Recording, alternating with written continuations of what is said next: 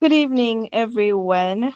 Welcome to today's session where we'll be talking about how to apply to jobs in the US and the UK, and also how to tailor your CV, find the right opportunities. Like, who else is tired of working for Nigerian brand? Because me, for one, good evening, everyone. I know that I'm definitely tired, and this is a session that I really want to learn from. So right with me we just have Innocent Amadi that will be putting us through on how to get rid of this Nigerian job sickness that we're all going through. So welcome everyone. We're glad to have you here. And we're going to be having a lot of talks. Don't worry, you'll be able to ask your questions just right after the session. So Mr. Fent, do you mind giving us your vast array of knowledge?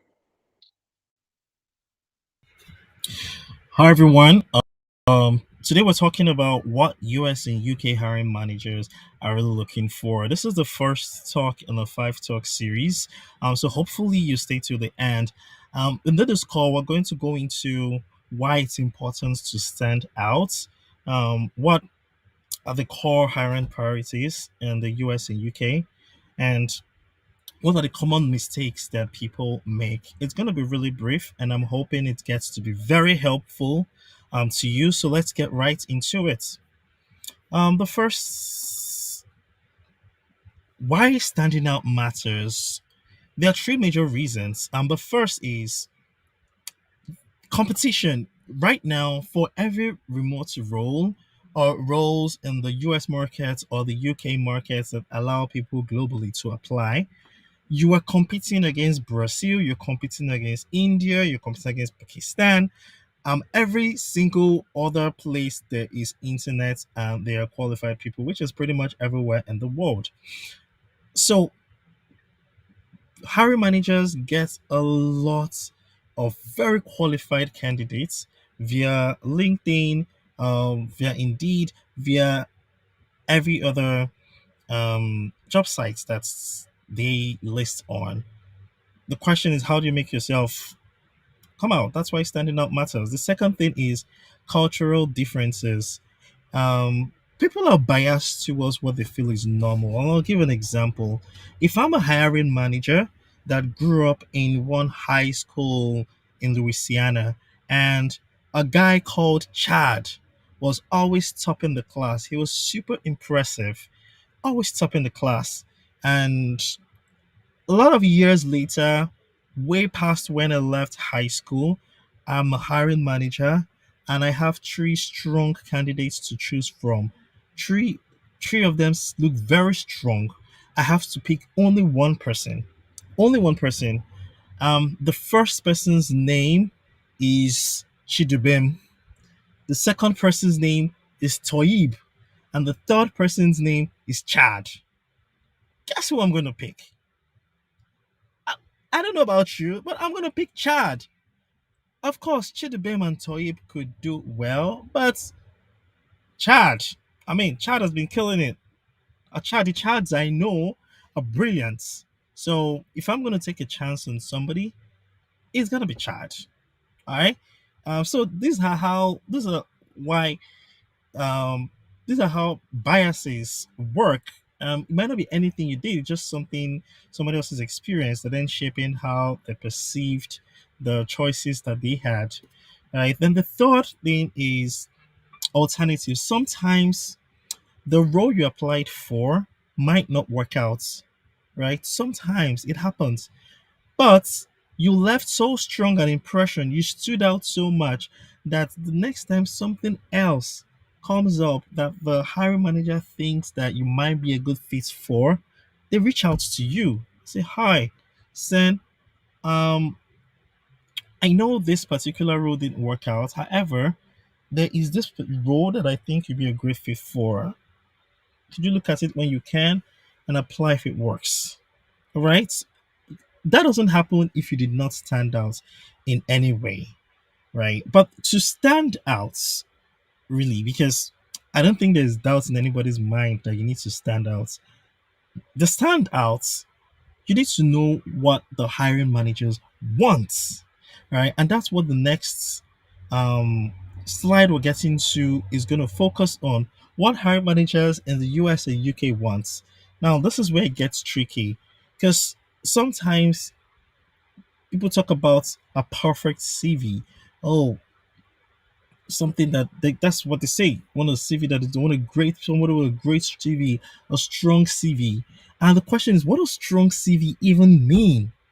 Strong CV is just euphemism for a CV with clear outcomes and impacts. Because if you can measure what your outcome was, what the results you had with the different your past companies were, and what the impact of those results were, it becomes easier to look at your history with some sort of um, empiricism, right? It's easy to then quantify what is going on. So when they say they want a perfect CV, what they really want is clear outcomes and impact. Now, hiring managers also say they want transferable, relevant experience. I think that is valid everywhere. It doesn't matter the country. If you are applying for a role as a operations manager, but you've not worked as an operations manager before, it might be helpful to highlight the things that you had done that help keep a product or project on track and on budget, right? Essentially, where you skills that could be transferred to project management. Hiring managers are looking for that, and they're very big on that. And the second thing, or the third, is fluent English. Right? Again, this is happening to you because you are applying from outside the US, and if you're applying from an African country, it's even twice as much. So what then happens? You want to show when they say, oh, they're looking for candidates that speak fluent English, what they're really looking for is, how do you communicate? How clear are your thoughts? Do you babble, or is it clear what your point is a few seconds into your speech? The last that I have, but definitely not the least, is they're looking for degrees from top schools. And people approach this with some level of classism. Oh, they're just trying to keep Ivy Leagues relevant. The truth is this: most recruiters might not give that, but they won't give that. They're not personally tethered to the Ivy Leagues. The reason why the Ivy Leagues is a thing is just because they have a good reputation. Because hiring is a tricky thing. You mess it, you get it wrong, and becomes sometimes very expensive to write your mistake. And not just expensive for you, expensive for everybody. The company, expensive for the people involved, the candidates, everybody. Right? So you want to make sure that whoever you're putting in front of somebody is a person that will make you proud as a HR manager.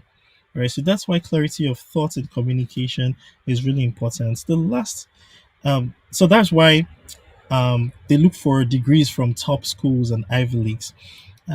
If you don't have a degree from an Ivy League school, there's a next best thing, of course, and it's you showcasing that you continue the learning, right? You had this course from Udemy, you had this course from Academy, you had this course from, just keep going, right? That means it sometimes the number of courses you have after school so overshadows whatever it is that you have done in school, because they can clearly see that this person is a person that doesn't relax, that just keeps going, keeps learning, and people like that, right? So let's look at the core hiring priorities in the US and UK. Um, so there are five major things I could put together from my own personal experience and from what a few people have said on TikTok, they've said on their pages, and they've given us feedback.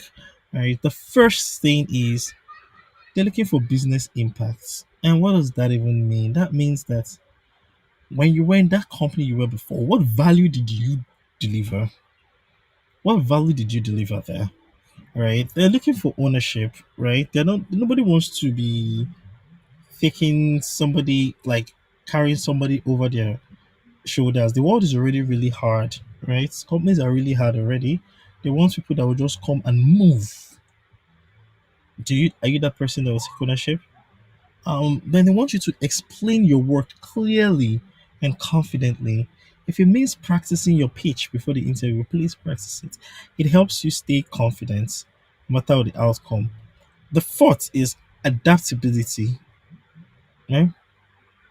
What I mean by that is this: if somehow over your career you have picked up different things and you have learned them and you put them to work in a way that kind of glorifies or increases the chances that you're going to be amazing a future, then people can look at you and say, you know what, maybe it's worth it. Right? Nobody wants to do a hire where if you call them tomorrow and say, so the division that you were hired for is shutting down, but we have this other thing on the third floor. And the person's gonna be like, nah, please, I don't want. Nobody wants that kind of person, right? So you don't want to be that kind of person too. And then the last one, I usually say here because I see when most people go cultural fit, cultural fit. That's such a vague word. That's such a vague word. If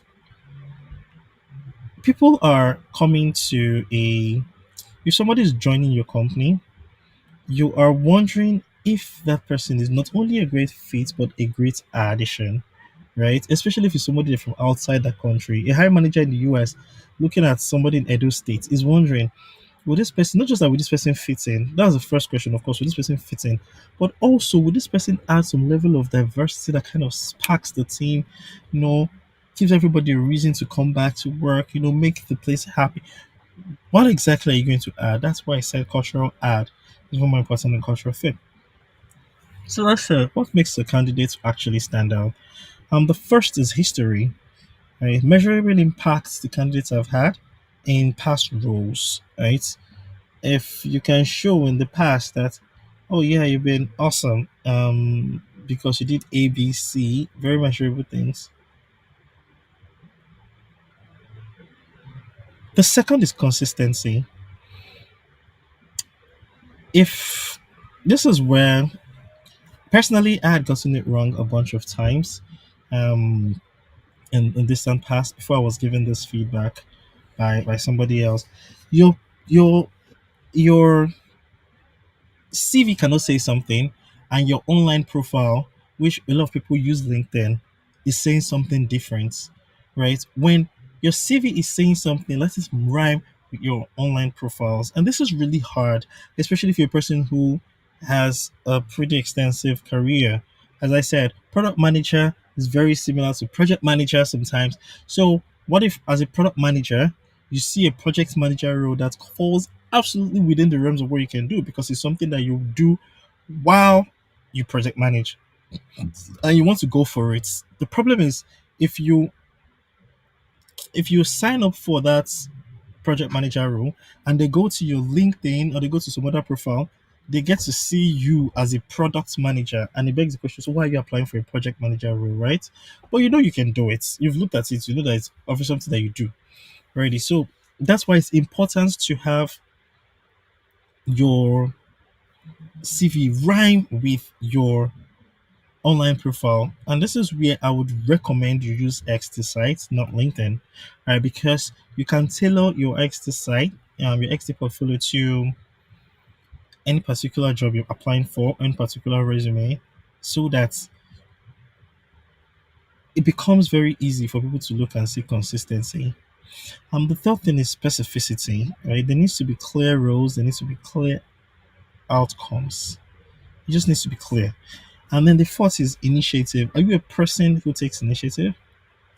Are you a person who would look at something to be done and go do it, or arrange people to go do it versus waiting for somebody somewhere to come and do it?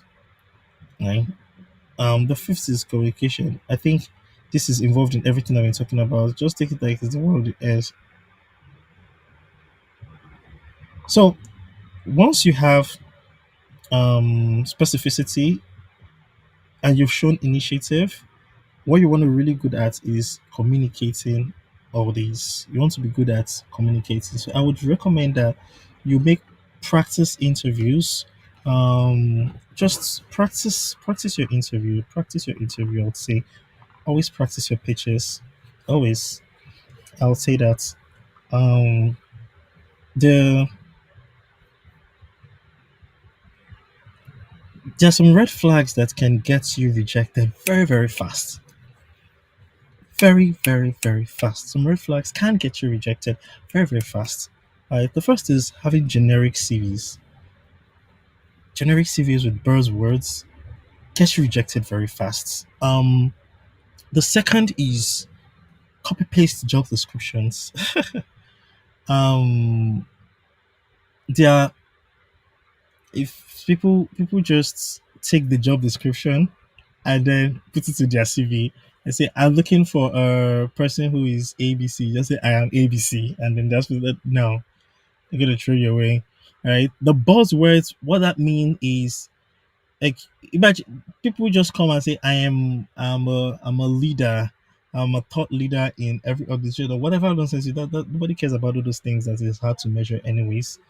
So you need to know that. The third thing, like when you're listing the responsible, like I was responsible for X. Okay, if you're responsible for X, what was the result you did? If it's not clear, they're gonna toss it out. The fourth is poor formatting. If your CV is formatted poorly, they'll toss it out. As I said, they have like 100 plus CVs to go through. Nobody's gonna dwell on you. The fifth is if it's not clear on your CV what your visa or work situation is, or it's not clear on your application, this is not just CV this time, or your cover letter, or your what's your if you're authorized to work there, especially if you're not from the US or the UK, you need to plug be clear like what your situation is.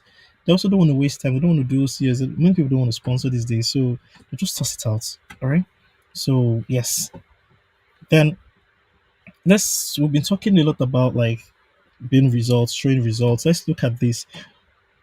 Somebody has in his CV, right, as a marketing manager, led marketing for B2B products. Like, what is that? What does that even mean? Right? A stronger way to put that would be you grew B2B product revenue by 30% year on year by launching three new campaigns targeting enterprise clients in the UK. Now, that is very specific. That is easy for anyone to get around their heads what exactly your impact was. It even the conversation starter it allows me to sit you down and say, "Hi, how did you achieve this?" All right. So it just makes you more interesting overall because the hiring managers is has a certain mindset. It's thinking about speed. Like if I hire this person, would our team move faster if I had this person? And so you want to show on your CV that you're a person who brings speed. If you're a person who brings speed, right? Was there a time you helped the project move faster? How fast did you help a project move? What did you do? Add it there. The second thing you're looking for is autonomy. Would I be chasing somebody who wants to be chasing anybody up and down, right? So is there a time you showed autonomy? Right? Is there a time you were assigned a project and nobody you had um full this you had full rights to it, like you ran it through from end to end without nobody stopping you and you're able to communicate it clearly. You say it there. Is there a time you showed agency? Show it there. Is there a time you showed commitment? Show it there. Right? To quickly recap because we're out of time. You need to be results driven, you need to stay legit, you need to have agency, be consistent, and be detailed. Sorry, this is way longer than I thought it would, but that's why we have the Q&A section. Let's have anything. Thank you so much. Okay, thank you very much for that, Mr. Sense. Um, Mr. Steven, do you mind sharing your thoughts? All right. Good evening once again, and thank you for this opportunity. Like Mr. Saint earlier stated, when searching for a job, especially quality jobs, right, it might look so difficult sometimes, and it depends on how we, approach such a given job that we are applying for. One thing that we need to put into consideration is our preparedness, align with the job requirements, or we call it description, right? So there are some specific things recruiters or human resource are looking for in your CV. And typically speaking, if I have to, share my own experience, there are some times whereby I go through like close to hundreds of CVs. Can't just spend the whole day, looking into the CVs one after the other. Ideally speaking, a professional recruiter or human resource look or see whatever is looking for in your CV within the first 10 seconds. Because there are some bullet words he or she is looking for. And if these words are not there, I bet you he or she is going to take your resume and just put it by one side. So the first thing you need to do here is understand the requirements, what the job entails, what are they looking for. Understand the skill. The skills is very, very important. The interest. This is what will shape your CV. And you don't have to create a resume whereby you created this, you know, today and in the next 1 month you're still making use of the same resume. Professionally speaking, you should tailor your CV as you're applying for new jobs. Although we have a standard, or let me say a system that has made it so simple, especially on our platform on XD, that's our X Deputy. We can generate CV in line with jobs. So other than the conventional ways or talking about the traditional ways of writing CVs, the world has gone to another level. So I think understanding the skill, like I said earlier, if you have to understand the skills that is required in the job you're applying for, you can equally tailor your CV in that line. Then another thing I would like to have to hit is your accomplishment. Like Mr. Sen said earlier, you're not just going to, highlight your responsibility, in your previous roles. You must indicate the achievements, and these achievements should be, it's advisable it's quantified. That is, it can be measured. If you're able to add up to, let's say, 10%, increment in sales, for instance, it's a good one. If it is 20, it's a good one. You need to note it because all these things will equally attract the recruiters. Okay, if we hire you, what are you going to bring to the table? Not just the normal ways, normal responsibility or duties. So we need to put this into consideration too. It's very, very important. Then nowadays we have you know AIs that generate CVs. Although the good thing is CVs need to be well structured, colorful, but it should avoid being bogus or probably too colorful rather, or using unnecessary images.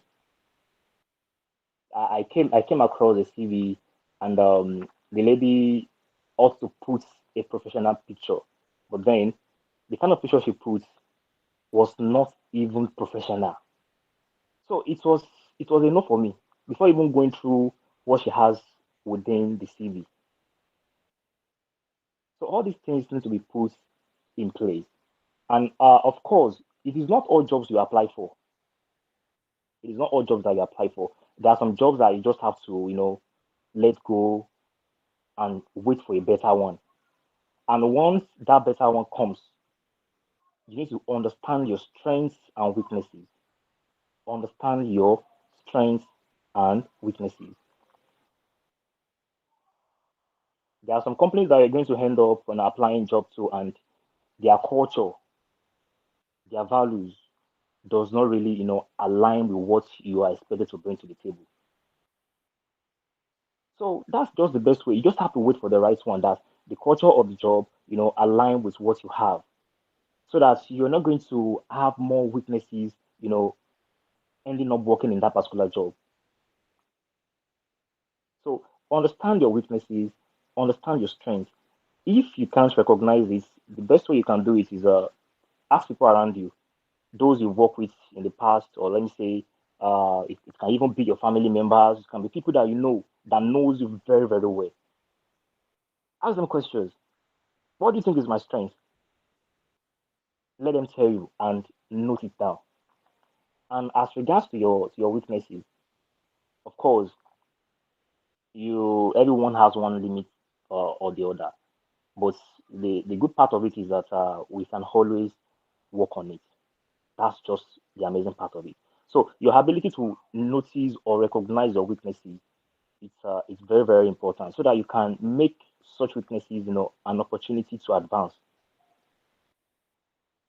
So we are not just applying for jobs within Nigeria.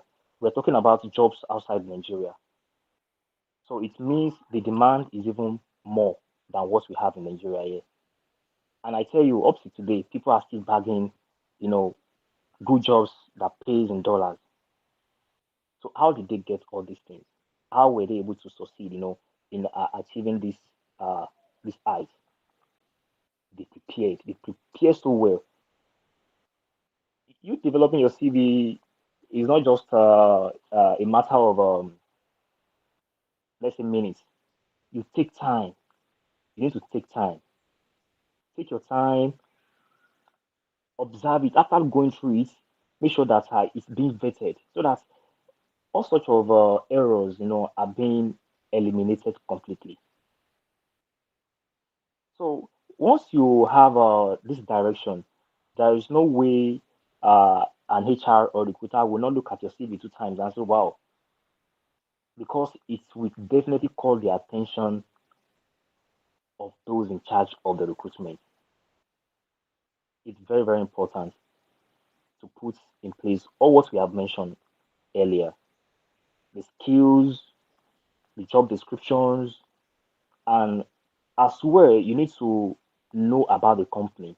You need to know about the company. It's very, very important. Maybe probably when we get to the next item about you know how to tailor your CV and likewise your application, we can. I will definitely make mention of some of the things that is related to company's culture, writing applications. All right, let me just put a stop to it here. Thank you so much for the opportunity once again. Over to you, Glory. Okay, thank you very much, Mr. Steven. That was very informative. Do we have any questions? If we have any questions, we can drop it in the live chat and we will take your questions one by one. So now moving back to Mr. Sent, we will be looking at how to tailor your CV to match a job, not just all these random CVs that were all just coupling together and you didn't need to apply for every single job you can find on the internet. How to tailor it to that specific job, how to like make the hiring manager fit and be like, who is this person? Let us we want to know this person. We actually want to hire this person, have an interview with this person. So we'll be looking at that right now. Mr. Sent, please go ahead. All right. Thank you so much. So let us go ahead. How to tailor your CV to different roles, and different situations. So you you have why exactly should you tailor your CV to different roles in the first place? Okay, awesome. Thank you so much, SN. I just saw that. Why exactly are you tailoring your CV? I think that's the very first thing. In fact, why are we even getting to this situation in the first place? Um,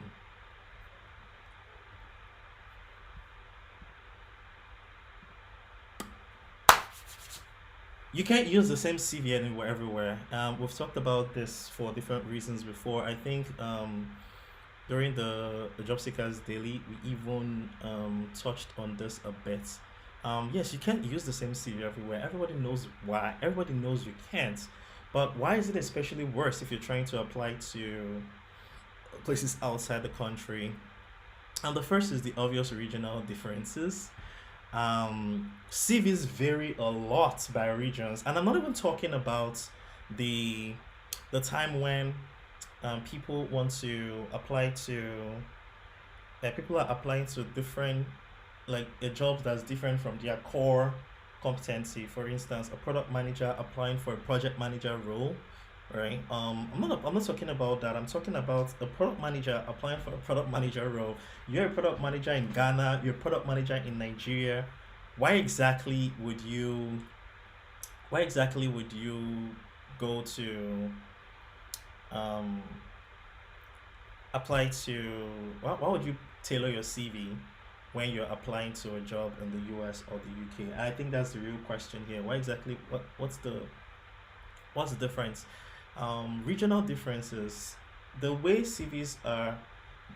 What makes people what makes people comfortable with CVs here are very different from what makes them comfortable with CVs in the UK or the US. It's the same CVs, but they are just different, right? They're just different, and that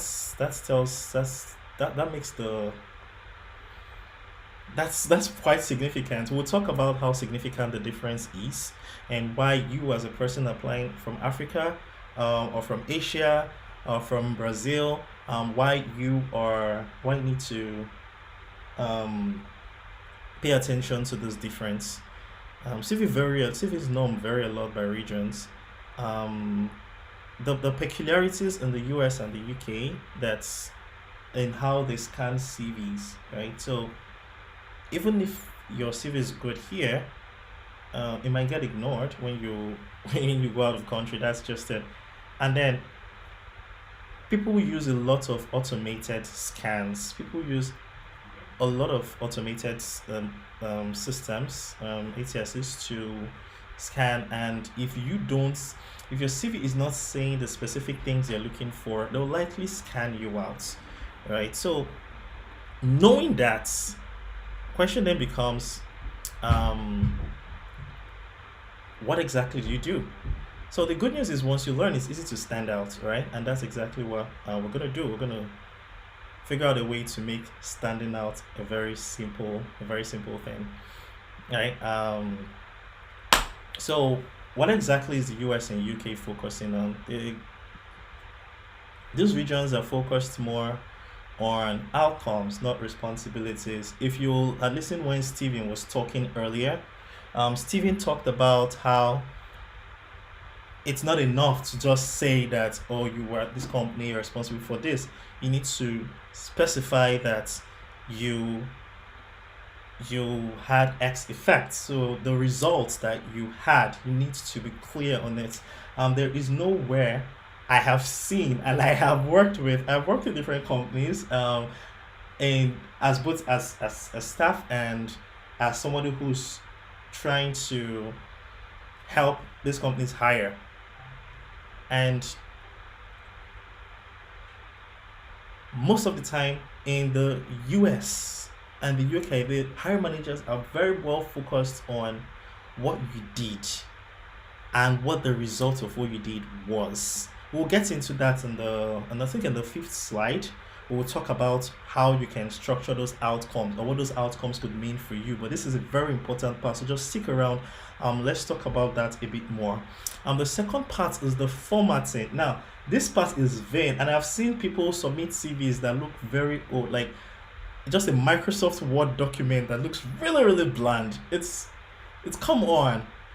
No, you're trying to represent yourself. The least you could do is give it a bit more spirit, right?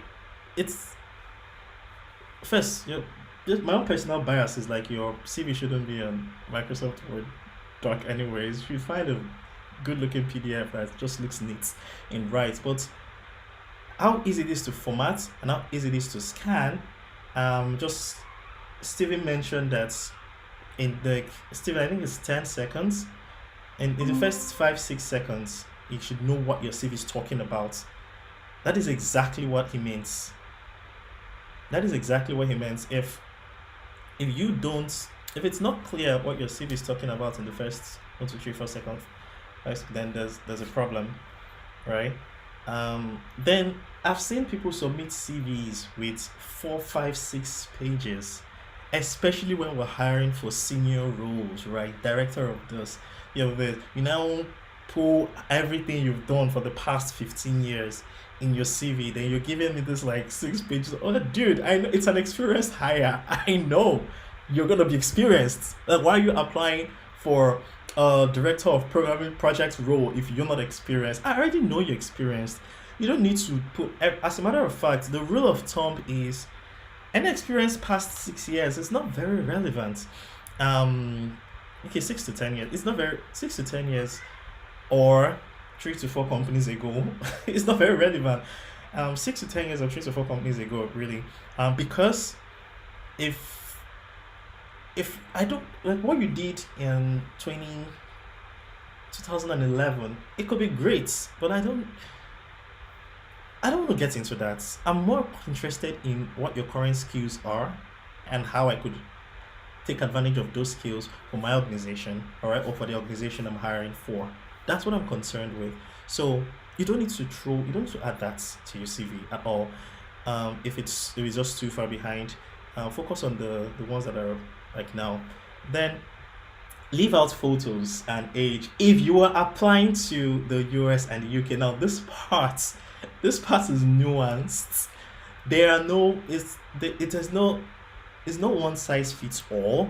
I've had blank questions where people go, should I remove my passport? So should I use my photos? Should I add my pictures? To and somebody's like yes or no. There are no yes or no answers. I will tell you, it depends. It depends on where you're applying to.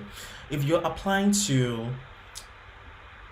the US or the UK or any other country where racial bias is a thing, especially a thing that has legal ramifications, then just leave out your pictures. Don't even bother doing it at all. Don't add your pictures on CVs. If not, the hiring manager is gonna toss it away very quickly. It doesn't matter how good you are, because they don't ever want to be struck with a bias claim.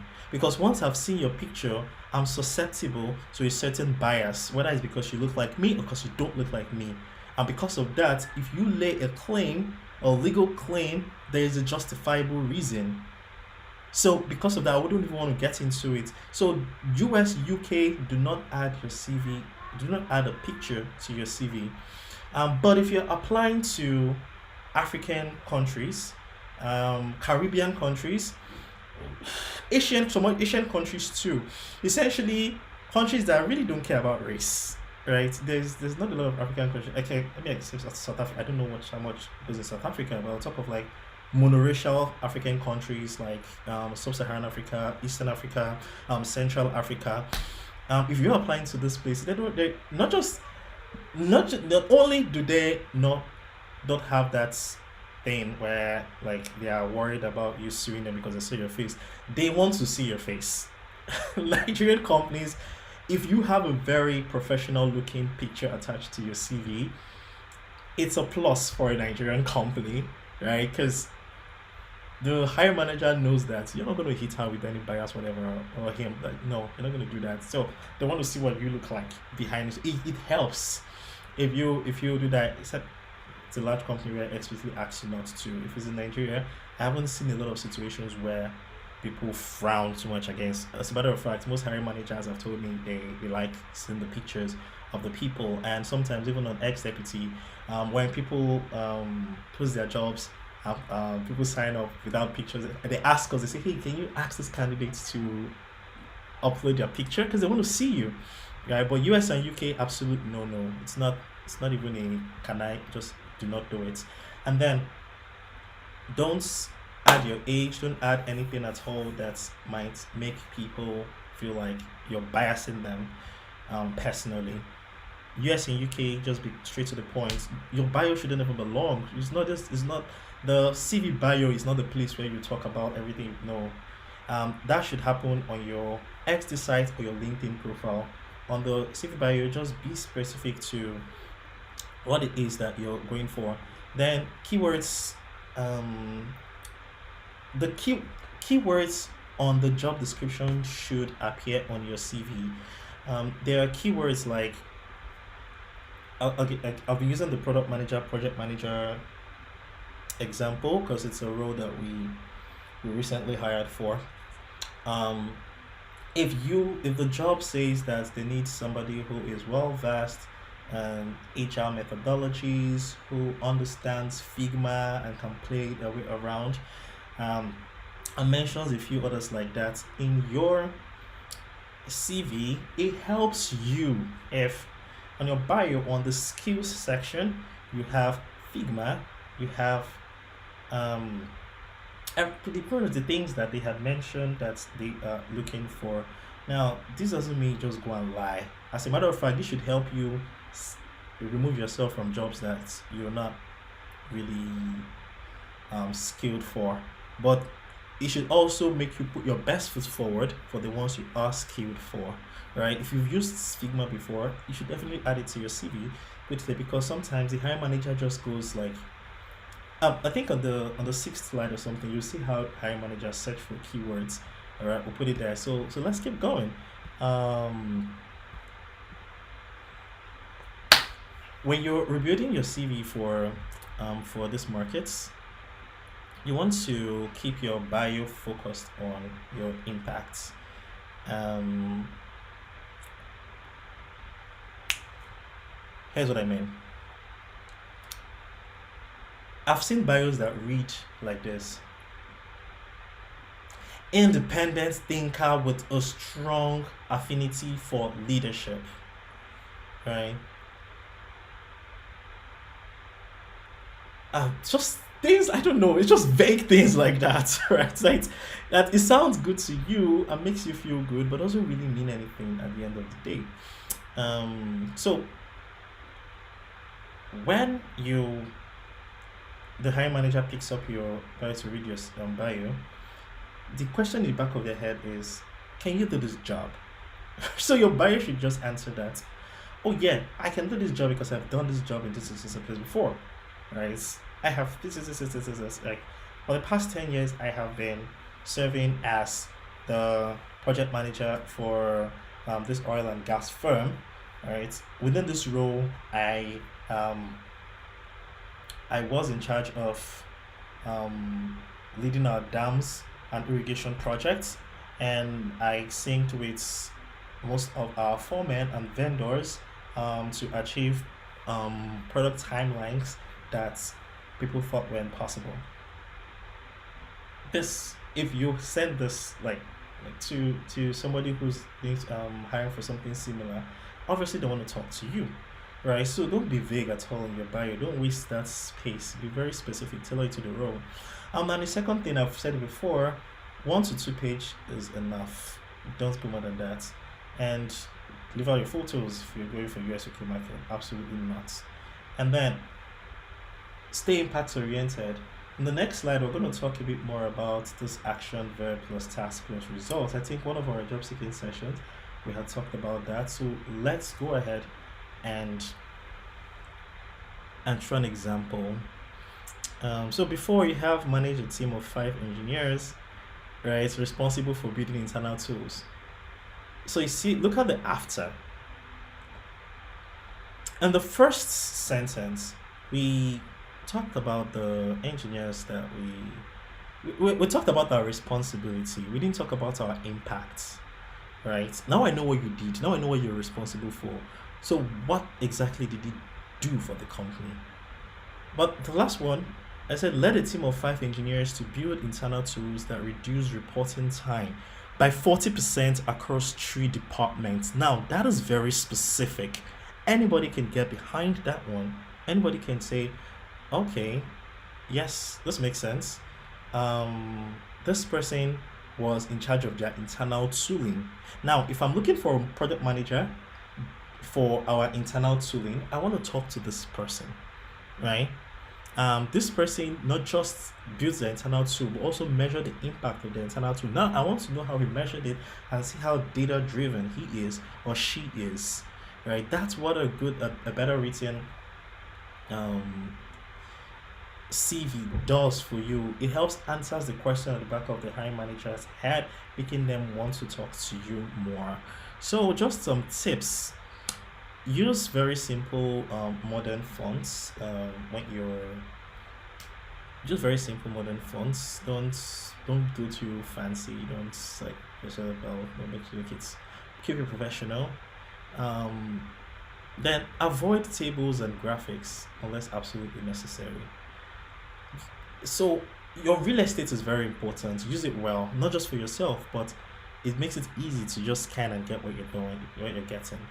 All right.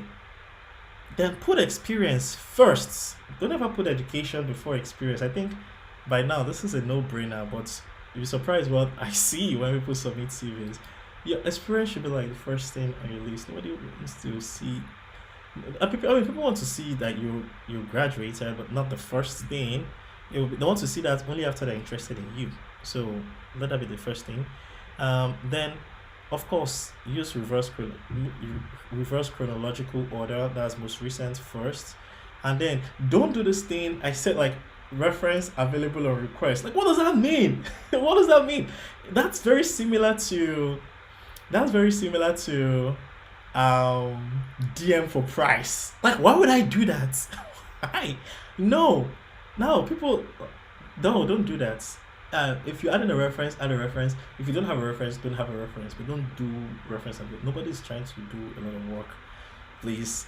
Um, Now this part is really important. People don't understand how impactful this is. You should always add an online portfolio to your CV. Outside your CV, who are you? Remember that the CV doesn't have it doesn't have any pictures, doesn't have photos, doesn't have anything, and you've made me interested. You were impact oriented. You used the action plus verb formula, and action plus verb plus results formula. I mean, and now I want to know more about you. Where do I go? Do I start searching for you on LinkedIn? Do I start searching for your name to start to see where you've come up, if you've been interviewed before, who are you? That is really hard to do. Your online portfolio answers the question, okay, this person is interesting. Who are you? That's what that person does. So what typically happens is if you don't know it, people then fall and start trying to search for you on LinkedIn. Right? Because they just need to know you. Right?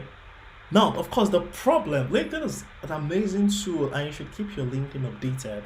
If you are applying for a job, I think we had mentioned it and the previous, I don't know if we mentioned it here or we wouldn't mention it before. I'm hoping that we do mention it at some point, but there is nowhere on your, yeah, okay, I don't think I've mentioned it yet. Okay, great. So okay, no, we'll talk about it, I think, on the 8th slide.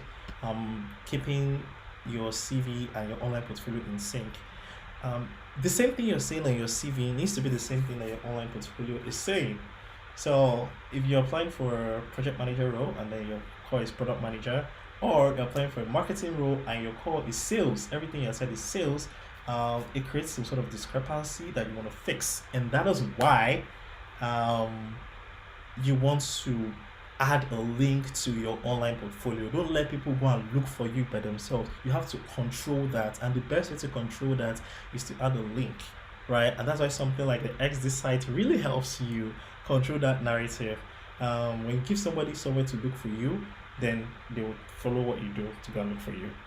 All right. So always add an online portfolio and then make your headline really specific. It's not, don't, I've seen people's LinkedIn site are just like open to work. What is that? Right. See the formula I used here for the data analyst, SQL, and then see the data analyst and then the skills and then open to remote roles. You see that tells the person looking at it that, yeah, this is what you do. This is the skills that you have, and this is what you're looking for. Right. So then you write the summary that shares who you are, what you've done, outcomes, again, outcomes driven. I have done XYZ. I help this company do XYZ, and then what you're looking for. Just make sure that's what you have on LinkedIn. All right. So this is a bit of a sneak peek right? Back to say into what now how we recruiters are looking at this thing. How exactly are recruiters looking at your LinkedIn profile? This is it. Recruiters are doing React plus front end plus London, right? That's how they're looking at this thing. It's marketing automation, HubSpot, remotes, right? Data analyst, SQL, Tableau. If you're wondering why we're focused on like tech, and so it's because I think the poll of the community, that's what it shows. That's we should cater to more techies here. That's what this is happening. But yeah, you need to have the keywords that people are looking for on your headline. You need to have those keywords there, just like this. So take a moment to look at it again. Put it, switch it to your role, whatever particular role that you're doing, and see how it fits. Right? If you are a if you're a medical practitioner, if you're a pharmacy, you think about things that people want to like look for, right? They want a particular kind of pharmacy who's handled a particular region, or who's handled a particular kind of distribution chain. Then put it there. That's pretty much what this is, right? Let's talk a bit more about what I mentioned that on the eighth slide, and we're going to look at this in a bit more details, right? Don't say one thing in your online portfolio and another thing in your resume. I think I'd mentioned this before. So the question is, it's really hard. It's really hard to be in total sync with your resume and portfolio. In other words, to make sure that you're saying the same thing in both places. That's also why we have XD sites to help you with that. But if you don't have an XD site, absolutely keep your LinkedIn saying the same thing that your resume is saying. That's what it's going to be. If you have an XD site, you can create different versions of your XD site that speaks to different versions of your CVs. So you kind of have different versions of yourself separate. Right. So always double check for grammar. This is something that you might laugh, but it's very important. I've seen it happen time and times again. It just tosses you out as a low quality person. Right? If you're doing things and it's like grammatical errors are all the place. If you can't review your own CV, if you're not thorough when doing your own CV, is it my job that you're gonna be thorough doing? Oh, you're not. You're not gonna be thorough. That's it. You're just not gonna be thorough. So there are 5 things I would leave you with that you can do right now. So get time to look at them. I think you can do like right now. And the first is rewriting your CV, like using results, obviously. All right, so I would say update your LinkedIn. So update your LinkedIn headline and summary. Of course, create your exercise. But add relevant keywords. We're getting to the workshop part of this thing where we'd actually try everything out so you can see what it looks like. So add relevant keywords from job descriptions. Very important. Align location, visibility with where you're applying, and keep things clean, clear, and credible.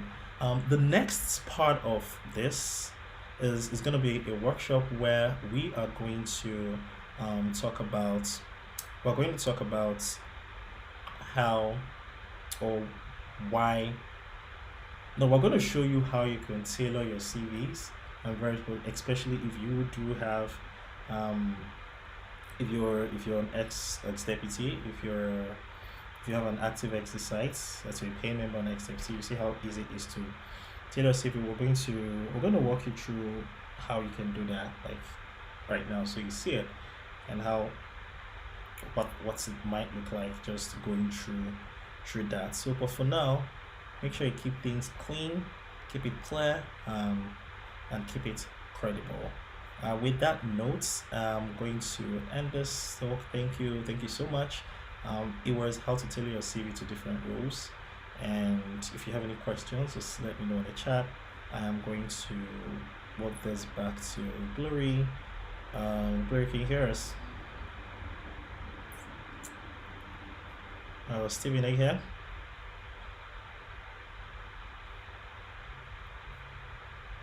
Yes, sir. All I'm still right. here. I'm going to transition back to Steven Glory. Thank you so much, everyone. Back to you, Steven and Glory.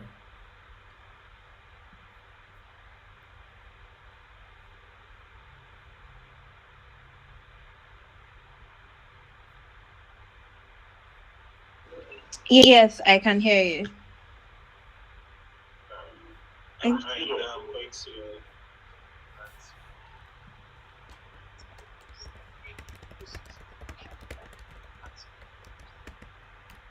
Okay, thank you very much for that.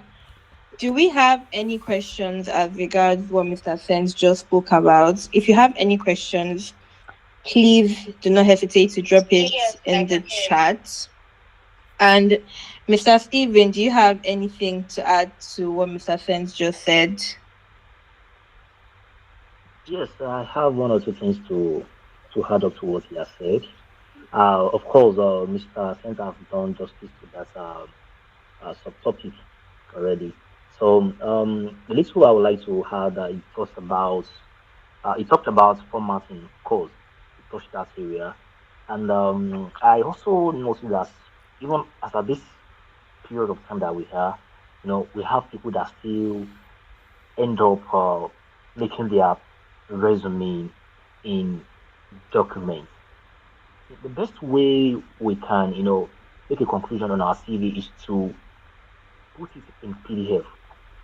There was our time someone applied for a job and the CV was quite okay, but failed to make it in PDF format. And the recruiter just opened it with Google Doc. Guess what happened?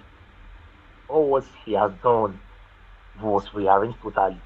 So it was really a mess. So another thing to look into is that PDF file, what's it called? Um, Making it clear is very very important. One, it will make your work to be safe and easily accessible. That's right. That's one of the things we need to consider. Then about the online presence, it's very very important that it uh, it is consistent. Consistency in the sense that what you update daily on your profile reflects who you are. You understand? And you shouldn't use your activities outside your professional, life, on your LinkedIn or your XD site. Because one, the recruiter is not interested in those things. What they are looking for is for you to showcase the work you've done. And of course, you must have done so many works. But then the best thing you need to do is showcase the best part of it, that part that can equally call the attention of whoever is hiring. So you need to showcase the best parts of your work and you should be consistent in posting. Not that you'll be active today and the next let's say 2 months you are not even dropping any posts on your profile. You shouldn't be. So that needs to be considered too.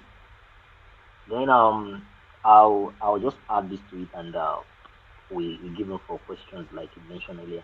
So contact information, this is very very important. I've come across a wonderful CV, way tailored. But guess what? The person refused or probably failed to include his contact details. I was like, how did this even happen? How will you come up with this kind of CV and yet you fail to include no phone number, no email address? And there are some that have even come across that no phone number, email address, good and fine. But guess what? They don't check their mails. You send message and they don't read, they don't reply.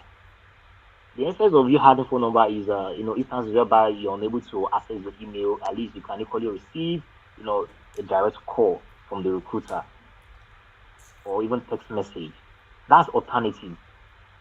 So when developing the CV, it is very, very important for one to not be left out when it comes to contact information, because this is what will link you and the recruiter together if he or she is buying your CV or not. So it's very, very important when you are developing a good CV to always include a valid contact information. So let me just end it up here so that I don't use most of our time. Thank you so much. Over to you, Glory. Hello, Glory. Okay, thank you very much for that, Mr. Steven. So, lastly, so we don't take much of everybody's time, we'll be looking at practical ways on how to tailor your CV. We'll be having a quick little workshop that Mr. Sense will be putting us through on how to tailor your CV. And yeah, so I'm going to be sharing my screen. I see Sarah asks, I mentioned an XD site, like what's that about? Oh, we'll see that in a moment. Yep. Let's let's go. Let's search for a job. So this is a very practical part of this entire exercise. Let's check for a job. Can well, we had checked around. Well, we had checked for. Well, we're coming up with this event in the community. I think the people who voted the most to have this happen were techies, and so I'm just gonna use my own profile for these. First, when you're searching for a job on X Deputy, always the first thing you want to do is make sure that your profile is valid. So this is telling me I should go to my profile. Well, you can just click here and go to your profile, right? So that complete your profile, goes to your profile. Either of them will take you to your profile. The first thing you want to make sure is that you have your skill section up here and you have every other section filled up. And I'll tell you why this is important in a moment. You want to make sure that all your sections are filled up. You can notice each section has the right skills. Each section has the right skills. Each section has the right skills, and all those skills end up becoming the things that populate this part. Now, what this becomes, is the skills that you are very conversant with, right? And that is what X Deputy uses to match you with jobs. So when we go like the next part, which is when you're looking for a job, you should just do match jobs that match my skills. This should always be on. If you have your profile um, updated like that, and there's a very easy way to update your profile. Of course, just go and add your resume. You can see the resume. Just add your resume, and it will generate your profile. If you have nothing there, if not, you can just take time. Take like 15 to 20 minutes to put something decent on your profile. But once you have this, you can now see the jobs are then tailored to what would match my profile, for instance, and I can see these jobs, I can see what they pay. Now, because I have a remote role preference, you can also see it at play here. Right, a lot of the roles that are being shown to me are remote roles and are probably using my location um, and showing me roles that are close to, right? So a lot of the roles are paying in dollars. If you want Nigerian jobs specifically, you can just go to, I think the XD jobs, or yeah, you'll get jobs there, or just filter by Nigeria. it would say it would say jobs, or filter by whatever country you are, not just Nigeria. But let's look at a job. I'll talk a bit more about what exit sites are at the end, Sarah. And just please stay with us for a bit more. So let's go select a job that doesn't exactly match my profile. So senior digital marketer at finance. If you remembered earlier, my profile is a very senior engineer profile. Now, over the course of my career, I have done a lot of marketing. It's not my core, of course, but I'm looking at this job and I think, wait, actually I can do it. Senior digital marketer role, senior previous premium on leadership. Yeah, this falls within my cup of tea. The problem is that if I go ahead and submit my CV as is, they're going to toss it out the window for all the reasons that we've already spoken about here. They're going to toss it out the window. So what do we do? Now if I click on apply, it's telling me, hey, is this the resume you want to use to apply to the job? Download it. This resume is an engineering resume. So no, I don't want to use this resume to apply. I'm just going to generate a resume tailored to this job, right? And what then happens is XFT then goes back to my profile, says the information on it, goes to this job description, looks at the job description, then looks at my profile and sees what transferable skills have I done over the course of my career that will make me a good fit for this particular role. It then takes that and amplifies that narrative, right? So it's done with the profile generation. Let's see what this looks like. Oh, look at me. Now I'm a senior digital marketer, just like that. And what have I done? These are the things I did in these companies, right? But now it's tailoring the narrative to match what a marketer would be. And sometimes it's not too good. For instance, this one is like, say they're trying to fill the skills like campaign management, team leadership, marketing analysis, and SFT's tried its best to try to carry my engineering resume to see what can fit into a digital marketer. But my resume is not exactly marketing. So this is why I use this extreme example to say that it's not going to lie. There's nothing here that's going to be ever going to be a lie.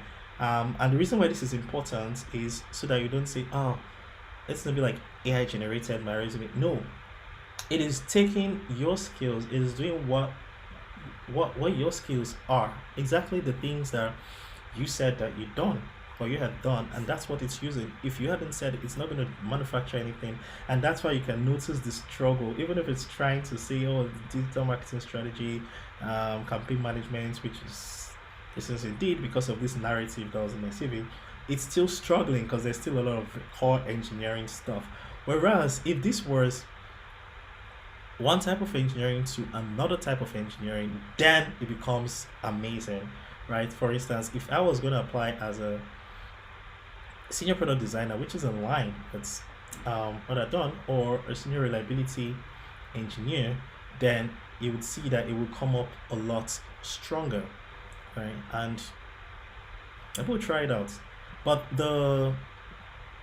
let me use this to then showcase a few things that we have spoken about with respect to your resume having being very result oriented.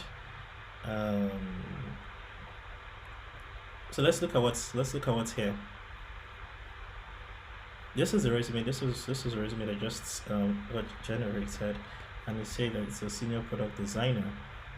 Now, remember the action plus verb plus results formula that we had shown before. Look at it, saying design and implemented innovative product experience resulting in a 15% increase in user engagement.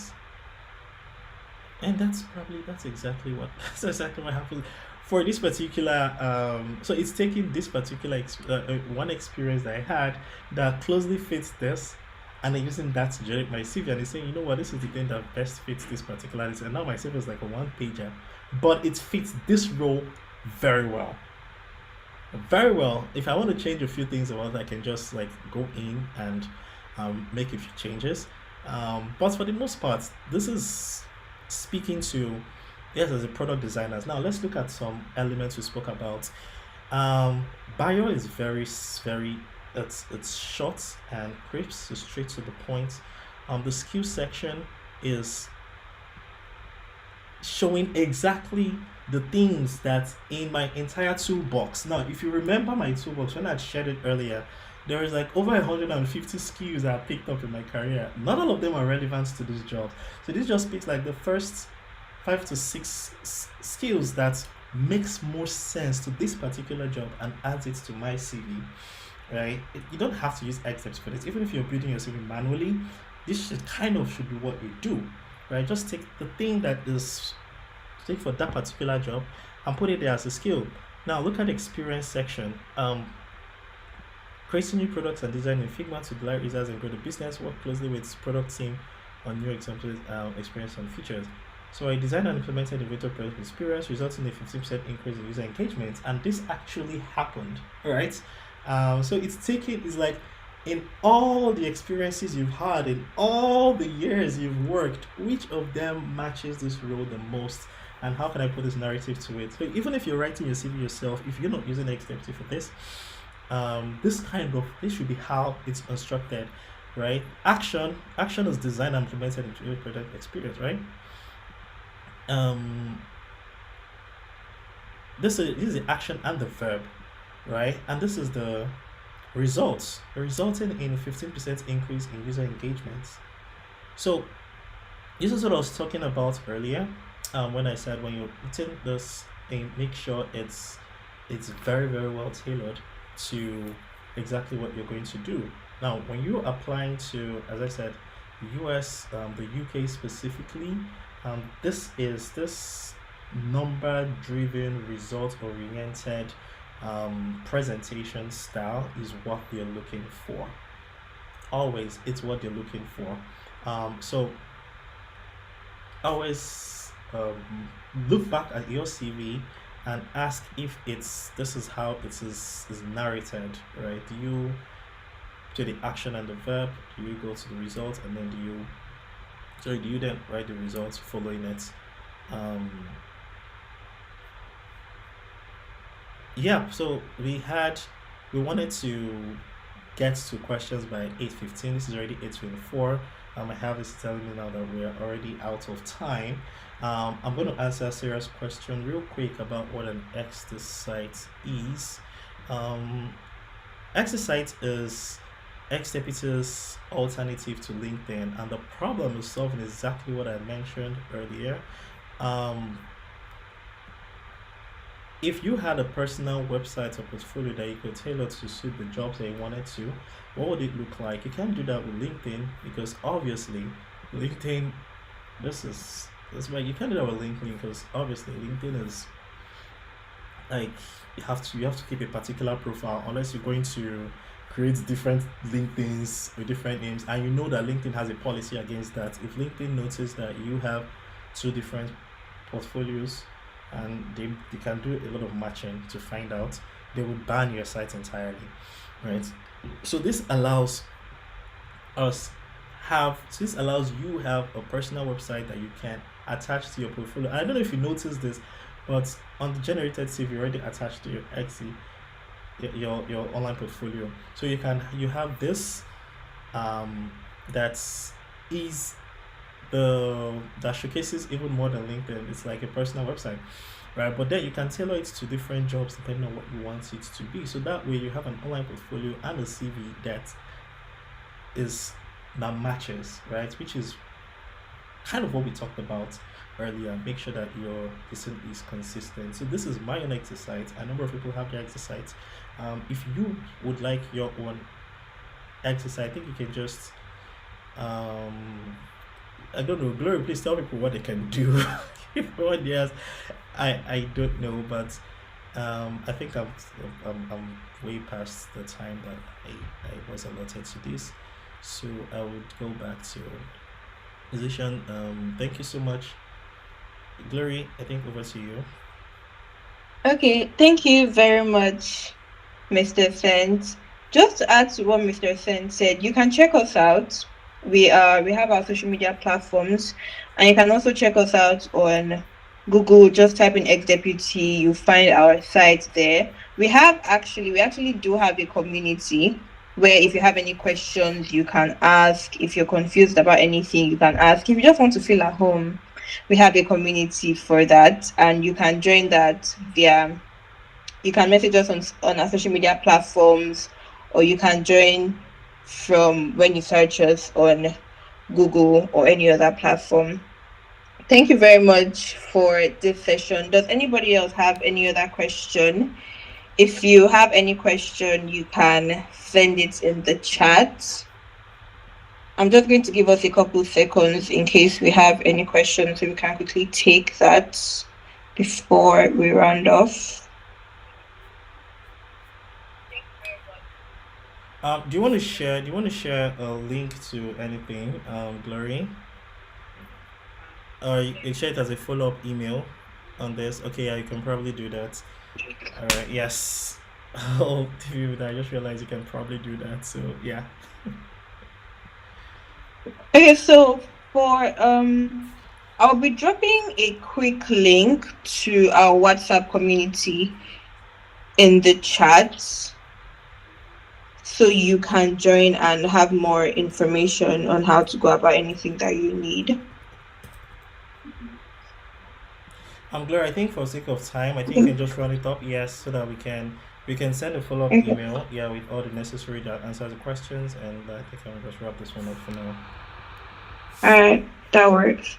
Okay, so thank you very much everyone for joining in. We hope you have learned a lot, and it's not just about learning, it's about implementing. So everything that you have learned today, don't forget to implement it. Don't forget to check us out on our social media platforms. Don't forget to activate your XD site, because LinkedIn is not doing it. LinkedIn is not doing it for any of us. So don't forget to check us out and activate your XD site. Thank you very much for joining. And please do stay tuned for more events such as these. Thank you very much, everyone. Have a good evening. Have a very good weekend.